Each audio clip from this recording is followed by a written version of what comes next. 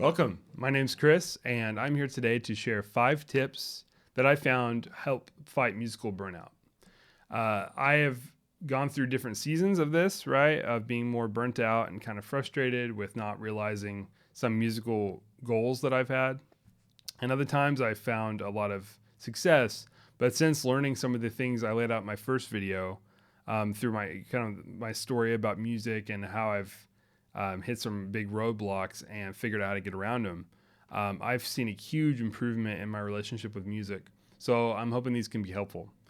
Tip number 1 is to, every time you play, connect to that source of inspiration and curiosity and, the verb of playing that you felt probably when you first played the instrument. If you never felt that, that's something that is addicting to feel, and it's really something that anybody can feel. So think of it like when you pick up your instrument or you sit down in front of it, just like let the beginning of your practice resemble this and the end. And just do things that you can do. Just realize that, like, even something as simple as just like playing a guitar, like with, a simple chord, adding some rhythm to something, you can kind of start your practice off seeing what you can do and just finding acceptance in that. This is something I've been really bad about before, feeling obligated to practice certain things or just feel like I'm not proficient enough to just play and just to kind of warm up in that way, right? So it helps me get back to my passion, and I do this on all the instruments I regularly practice. Right these days, I try to play guitar and piano as much as I can, about half and half, and then I also play drums a little bit as a kind of passion project on the side. So every time I'll just like let myself play a little bit, and I find sometimes my mood is not as shiny or whatever. I don't feel quite as good about my own playing from the get-go. So sometimes I will pivot, right? So I'll realize, okay, I want to try to work on something slowly, or maybe just listen to something, learn about something. So there's so many ways to kind of let that inform you. But it's a good way to see where your mood's at, to just be welcoming of playing some music. Just play some chords, strum some, play some, it could be anything. It could be even scales, it can be like this, right? So that really can help us connect to the this thing that's really needed for long term, for playing regularly, right? So tip number 2 is actually the opposite, is to disconnect from our need to get better. And I talked about this in this first video. That was something I had for a long time. I needed to get better. I needed to improve, and it just was not happening. Or when it did happen, it was kind of random. But now I have the opposite attitude. I don't need to anymore, and it's a lot easier to get better. And because I've kind of disentangled from that and from my kind of mental stream of thoughts that I had before, and I just was like letting them take over, right? And my practice was always unfocused. Now I can just like see myself as like an outside source. So like I'm teaching myself, or I'm like a manager, right? I like that. I've heard someone say that, and it helps me a lot. So see yourself as separate.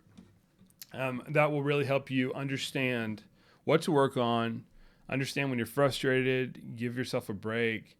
It's just so much easier than being, like this with the music and just so really attached that we can't really direct our practicing, right? So tip number 3 I have for you is to think long-term. I think most people have this in mind when they say they want to play music or they have ambitions to play music. It's like we don't want to just learn one song. It's kind of cool to be able to to write a song or to teach yourself a song by ear, pick up a song like very naturally. So like that, I think, is a good goal for many people to have. And I think it's very flexible. Of course, if you don't put that much time into these long-term skills, then it's harder. But music's kind of has this linguistic element to it, right? So when we like learn how to acquire the really big level skills, rhythm, harmony, melody, if I just sing with my instrument, right? If I just go dun dun da da da da da, and I just make myself kind of connect like that way, it goes back to tip number 1, right? But I can really strengthen these muscles long term. Ear training. You could just be outside. All my students know that I do this. If I hear my car door go off or something, and it's, I'm thinking, what are those notes? And I think, oh yeah, my phone just dinged a C, and that means my car notes are C and E or whatever. So, you just want to really think big picture here, because everything you do in context of music like that, right? Ear training, humming to yourself, thinking what chords are that, or practicing rhythm, right? Just warming up with something rhythmically that is a little challenging, or it gets our body involved.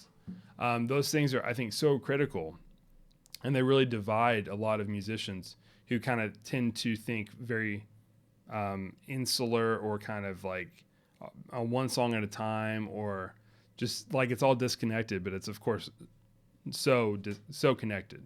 Every song that I learn helps me learn the next song I play, and I can just deepen these skills. And every time I work on ear training or rhythm or melody, and if I can get creative in my practicing and really try to work on those things in a creative way, even on an existing piece or something, right? It's just kind of, that's a wiser way of doing things that really becomes habitual.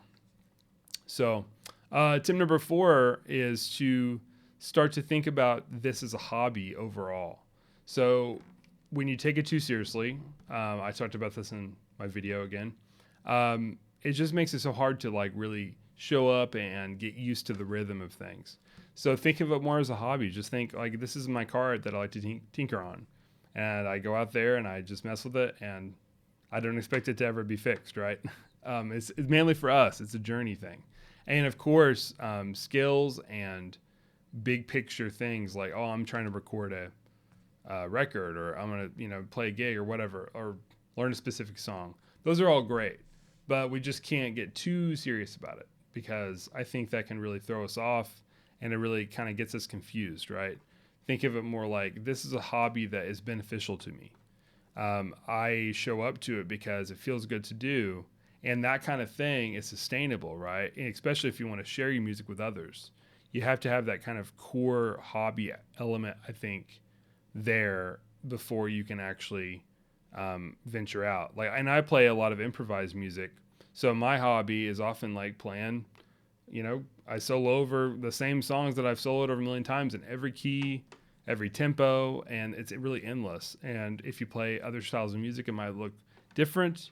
But there's ways to deepen your hobby and to kind of keep yourself showing up, keeping it fresh and optimizing slowly over time. That's the goal. Tip number 5 is related to all these, but it is just to really change your attitude in general about making music and what music means to you. When I started to see music as a gift and a luxury that I really should, appreciate as much as possible, it made showing up and actually practicing it feels like a service, right? It feels good. It feels good for me. It's therapeutic. It's not always that way, but when it's working well, I feel that. I feel the therapy, and I feel nurtured by it, and I feel, understood. It's weird, right? It's a way of communicating, a way of expressing myself to myself, and myself to others, right? So I think that's a really good core fundamental thing. Think about how you feel when you play music instead of the music you play, right? So this is something Kenny Werner taught me. Think about the feeling. So try to focus on the experience of playing, making sure that it is always a positive space that is not disappointed or let down or bitter or, doesn't feel good about their progress or whatever. Any progress is good progress. And there are things in music where I've totally stepped away from just because I didn't think I was ready, or the feeling wasn't right. So that's okay. You figure it out in time. It's just amazing that we have the means to study this at all, and that we get to make noises, that we do if we have the opportunity. So that's really kept me in a good spot towards my general practice and promoting it for as long as I can. And I am proud of myself. I could definitely practice more, but I do regularly practice, and I see lots of musicians great musicians sometimes, but that kind of have lessened the role of music in their life. And that's fine, right? It takes all kinds. And life is busy, but if music is a priority and keeping that fresh, I think it can be beneficial to you. And of course, you can also grow as a musician. Hopefully this has been helpful. I will be back soon with more tips, and I'm making a lot of stuff, and I'm trying to grow this channel. So please like if this was helpful, and I'll see you next time.